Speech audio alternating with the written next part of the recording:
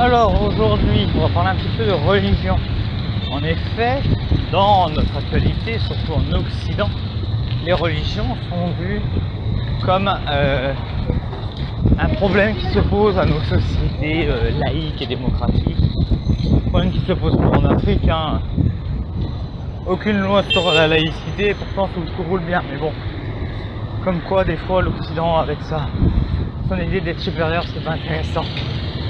Donc oui, moi je voudrais avoir le regard de l'historien. C'est-à-dire, quand tu parles d'une religion en histoire, tu ne dois pas la voir comme une somme de cultes et de croyances, tu dois aller plus loin, tu dois avoir son impact notamment sur les rapports politiques. Est-ce que cette religion est politique ou pas? Est-ce que cette religion aspire à une théocratie, un pouvoir de Dieu, avec un représentant sur terre? Par exemple, la religion chrétienne, l'idée de faire un empire hyper chrétien sur son premier et sous ses successeurs, l'empire musulman, au début du 7e, 8e siècle, voilà, les royaumes juifs, où le roi est le descendant de Moïse et qui doit aller garder l'équilibre religieux. Il faut voir aussi la religion comme un ensemble économique. Ça indique beaucoup. Par exemple, l'islam est né dans un milieu très commerçant. Voilà, dans un carrefour commercial qui est l'Arabie. Carrefour commercial, les idées se propagent. Et donc, les religions étant des idées, la religion se propage. Voilà. On a tout l'aspect par exemple, l'usufruit n'est pas possible chez les catholiques. C'est pour ça que les juifs s'en chargent pendant le Moyen-Âge. Et se font ramasser la gueule, parce que des fois, quand tu veux pas payer, tu passes un décret et tu les expulses du royaume parce qu'ils ont quand même tué Jésus. Ah oui, non, mais c'est propre. Le mieux, c'est Philippe le Bel, avec les Templiers, le mec, il devait de la thune, il les a tous arrêtés, les a accusés d'être des putains d'homosexuels sodomites. Faux procès, torture, tout le bordel, ils ont obtenu des aveux à la One Against Supply, ils les ont fait cramer, ils ont récupéré le trésor. Il faut aussi voir la religion, pas que d'un point de vue politique, économique, mais aussi des rapports qu'il installe dans la société, de son importance de la structuration des sociétés. Voilà. Le fait que l'Église catholique régimente énormément de points dans la vie quotidienne des gens lors du lourd Moyen-Âge. Voilà. Donc voilà, il y a tous ces aspects-là. Il faut voir, la religion est un ensemble culturel qui définit énormément les rapports. Dis-moi ce que tu crois, je te dirai qui tu es. Dans les religions antiques, c'est même des religions civiques, c'est-à-dire que chaque État, que chaque cité a sa religion et qu'elle a des importances, notamment on consulte les oracles avant de partir à la guerre. Et si les oracles ne sont pas bons, on n'y va pas. Voilà, l'ingérence politique dans le religieux, l'ingérence religieux dans le politique. Et là, c'est intéressant parce que ça permet de voir les rapports, de voir même les évolutions, l'influence de la religion sur l'État, l'influence de l'État sur la religion. Être musulman dans l'empire du Mali au Moyen-Âge n'est pas la même chose que d'être musulman en Espagne. Donc voilà, c'est tous ces aspects-là qui sont très intéressants à regarder et à s'intéresser. L'histoire, c'est pas juste que les faits, que les grands hommes. Il faut regarder voilà tous ces rapports et toutes les influences qu'ils peuvent avoir avec. J'ai mon grand copain qui m'a dit que mes vidéos étaient faites à l'arrache, qui m'a encore envoyé un message. Je l'ai bloqué parce que les conneries sur l'immigration, qu'il y a trop d'immigration en Europe, trop d'immigration africaine, qu'on leur file des milliards et qu'ils sont capables de rien faire. Quand tu es avec un con pareil, j'ai pas envie de parler. Désolé de le dire comme ça, mais voilà. Alors, point numéro 1, l'immigration. Il faut savoir que les migrations africaines en Europe sont déjà de 1 causées par les déséquilibres structurels des États africains nés de la colonisation qui ne représentent aucune réalité, qui n'ont pas une réelle indépendance. Ne pas comprendre qu'un pays africain ne peut pas fonctionner avec le franc CFA, qu'un pays africain ne peut pas passer vivre avec des chefs d'État et une classe politique corrompue ou avec une accaparation du pouvoir ou des moyens de l'État, c'est être très bête.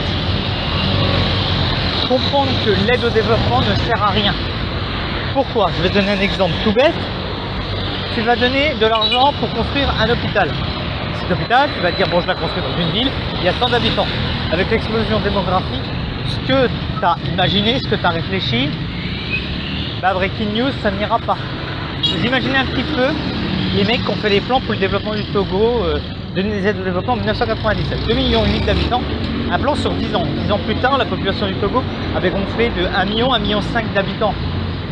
Donc ça veut dire que tout ce que tu as calculé, eh ben, ça ne fonctionne plus.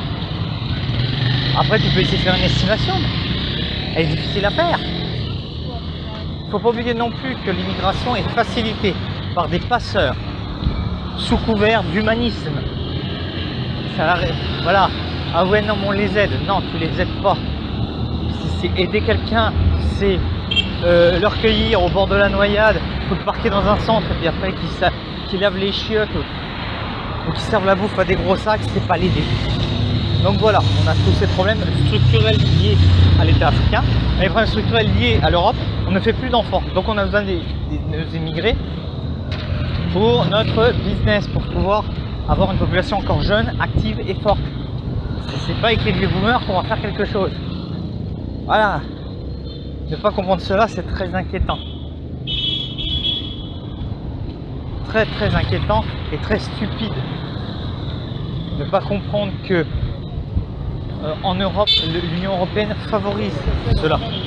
De par la destruction des frontières, de par ces textes de loi, elle favorise cette immigration. Elle en a besoin. Que l'État africain est tellement dans la merde qu'il en a besoin aussi. Hein? Tout ça n'est pas fait volontairement par l'État africain, mais inconsciemment, bah, ça fait du bien, ça soulage un petit peu la pression démographique.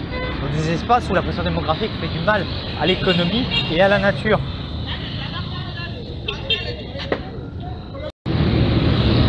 Vivre avec une dépression nerveuse. Ah, bah, c'est-à-dire que j'ai fait une dépression en 2011. Bah, je suis définitivement écroulé en 2011 après quasiment 15 ans, 13-14 ans de difficultés, une adolescence difficile. Et surtout, je pense que ce qui m'a mis dedans, c'est que j'ai toujours dans ma vie, et c'est toujours ce qui a guidé mes grandes phases dépressives, le mec qui se dit putain, je vais passer ce stade-là et ça va être génial. Quand je suis tombé en dépression nerveuse, c'est après mes 18 ans, hein, j'avais 19 ans. Je me suis dit waouh, je vais être le monde des adultes, je vais quitter l'école et les gens qui m'harcèlent. Waouh, je vais devenir un adulte. Et bon, bah, j'ai vu qu'être un adulte. Ah si, je t'assure, les mecs, vous avez 16 ans, vous vous rangez la nuit, vous allez devenir un adulte. Ouais, vous allez avoir les responsabilités, c'est génial, vous allez avoir les emmerdes qui vont avec, ça va rien changer quoi. À 18-19 ans, vous êtes considéré comme un bébé dans le monde du travail, vous n'aurez aucune responsabilité, ça va être difficile, vous devez vous taper des études. C'est génial. J'ai fait un burn-out aussi en 2013 après une déception amoureuse parce que je pensais que d'être rencontré quelqu'un et m'aider, ça n'a pas servi. J'ai tapé un énorme burn-out, mon premier retour en Afrique. J'ai tapé une énorme dépression nerveuse en 2022 quand j'ai vu l'échec de mon projet africain. C'est un échec, hein, je l'assume totalement. Et puis l'échec dans ma vie personnelle, je suis devenu père et puis bon, quand ça se passe pas bien, quand t'as pas les moyens moraux et psychologiques pour être le père que tu escomptes et puis vivre cette expérience comme tu le voudrais, ça pique le cul. Ouais. Donc ouais, vivre avec une dépression, c'est-à-dire que voilà, je suis en dépression depuis 2011, il y a des phases où ça va mieux, il y a des phases où ça va moins bien, et depuis 2022, on est sur une phase, et c'est terrible hein, parce que la phase où vraiment ça va pas, c'est mon fils avait 3 mois quoi. Je voulais protéger mon enfant de ça, parce que moi j'ai vécu avec une mère dépressive, et malheureusement l'hiver va avoir un papa dépressif. Et en plus, s'ajoute à la difficulté que je ne me soigne pas, impossible de trouver un psychologue, non c'est bon, impossible de trouver un psychologue. Oh oui, non, j'ai des vendeurs, ils arrivent, ils te foutent les chaussettes devant la gueule et puis j'espère qu'ils se disent que j'ai une technique de vente positive. Bref. Pas de possibilité de trouver un thérapeute, c'est très difficile en Afrique. De plus, ma femme ne me laisserait pas voir un thérapeute femme, par sa jalousie. Pas l'argent et pas les moyens de trouver un psychologue qui me permettrait d'avoir des cachetons. antidépresseur, anxiolytique. Donc ouais, je suis sans traitement, donc il y a des jours où ça va. La semaine dernière, j'ai eu une journée, ça allait bien, j'ai travaillé, et puis il y a les autres journées. T'as les angoisses qui montent, les crises d'angoisse, ça te fait mal partout, dans le cœur, dans la cage thoracique, ça te noue les tripes. T'as envie de rien faire, t'as pas envie de travailler, t'as envie de pleurer tout le temps, tu as des idées noires, ouais, tu penses au suicide, ouais, j'ai pas peur de le dire. Après, pour le moment, on est sauvé par un truc, c'est que à chaque fois que j'ai eu des idées noires, là c'est 10 derniers mois, à chaque fois j'ai pensé à mon fils, ce qui m'évite de passer à l'acte. Ouais, t'as des idées noires, t'as envie de te flinguer, t'es pas motivé, tu fais des cauchemars, tu dors très mal, ça infecte ta digestion, ça infecte ton cardio, ça infecte ta libido, t'as toute cette maladie qui plombe ton esprit, donc qui plombe ton corps. T'es pas en forme, et où c'est terrible. Non, vraiment terrible. Ça te pompe toute ton énergie, t'as envie de rien faire. Tu essaies de te raccrocher aux branches, mais bon. Là tu vois, là je rentre ce soir, je suis pas serein. Je sais pas comment ça va se passer à la maison, parce que comme j'ai des difficultés à la maison en plus. Ben voilà, c'est ça vivre avec une dépression. C'est souffrir. C'est se demander qu'est-ce que tu fous là. C'est ressasser, faire des what if. Et si j'avais fait ça, et si ça s'était passé comme ça, tu vis avec ça, tu vis avec tes démons qui sont là, qui te posent à tes oreilles, qui te pourrissent la vie. Alors ouais, j'ai une putain de dégaine, bah oui, tu sais, comme d'habitude, hein, je pensais pouvoir m'en sortir, mais toujours des coups de pute. Le micro de mon téléphone ne fonctionne pas. J'ai enregistré 4 vidéos et je l'ai eu dans le flanc. Donc ouais, moi je voulais vous parler un petit peu du déclin de YouTube. Pour parler du déclin de YouTube, il faut parler de son histoire. YouTube est arrivé sur Internet au milieu des années 2000 et a permis à beaucoup de monde de partager du contenu, à partager des connaissances, du savoir, enfin partager énormément. Et ce partage, ça a totalement ringardisé les anciennes formes de médias qui étaient beaucoup plus verticales. C'est-à-dire, tu as un média établi avec une ligne directrice, une ligne éditoriale et qui t'impose un peu ses connaissances. Le problème, c'est que YouTube a grossi et est rentré dans le giron de Google. Et à partir de 2014 et surtout en 2016, ils ont commencé à mettre des lignes éditoriales. Parce que, soi-disant, pour éviter les contenus complotistes, certes, mais aussi pour un truc qui est vraiment moins honnête, c'est que la publicité, c'est comme un gâteau. Plus tu as de youtubeurs, plus tu as de gens qui mangent ce gâteau. Donc ils ont décidé de mettre en place des lignes éditoriales et un peu une police de la pensée qui va faire que on va commencer à démonétiser des contenus, on va mettre en avant certains contenus et pas d'autres. Et donc devenir un média traditionnel, c'est-à-dire avec une ligne éditoriale verticale. On a un média, il arrive, il impose, il dit moi sur ma plateforme je veux ça, un peu comme à la télé où les directeurs de programme disent sur ma chaîne je veux ça, je veux ça, je veux ça. Et le problème c'est que ça a ringardisé YouTube et que YouTube va vivre ce qu'a vécu le journal papier qui a été ringardisé par la radio. C'est-à-dire pas ringardisé par un concurrent. Il n'y a pas de réseau de plateforme de vidéo qui peut concurrencer YouTube. C'est que les serveurs de Google, ils sont les seuls à avoir la puissance de feu de Google. Donc, ils ont été ringardisés par d'autres formes de contenu sur Internet, qui sont notamment les TikTok et les Snapchat. Donc, YouTube ne va pas mourir. Elle va juste devenir un assez gros média traditionnel, avec sa ligne éditoriale, avec son background, sa puissance. Mais c'est tout.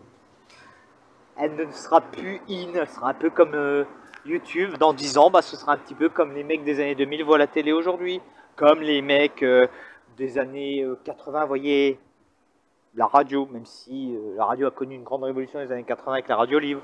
Un peu comme on verrait le Figaro aujourd'hui. Ces bons gros médias avec une ligne éditoriale qui sont maintenus en vie par un background et parce qu'il y a des structures officielles qui les financent, comme les gouvernements et les médias traditionnels qui sont sur cette plateforme.